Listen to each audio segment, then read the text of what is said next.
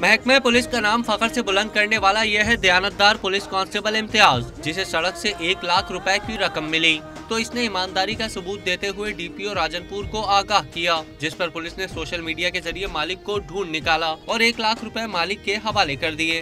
जी मुझे 1 लाख रुपए मिले थे, तो इसके लिए जो है ना मैंने डीपीओ साहब के यहाँ पेश होकर बताया है कि सर मुझे 1 लाख रुपए मिले हैं। वो जिस किसी के भी हैं मैं उसके यहाँ पहुँचाना चाहता हूँ। तो डीपीओ साहब ने कहा कि ठीक है, सोशल मीडिया पर एक ऐड बनाकर दे दें, इसके पैसे वो आ जाएंगे तो फिर आपने उनको दे देना है। गुम हुई रकम मिलने पर मालिक खालिद खुशी से निहाल था। खालिद के मुताबिक पैसे बैंक जाते हुए कहीं गिर गए, जो आज इसे मिले हैं। बैंक जाते हुए रास्ते में रकम जो है वो गिर गई थी, 1 लाख रुपया।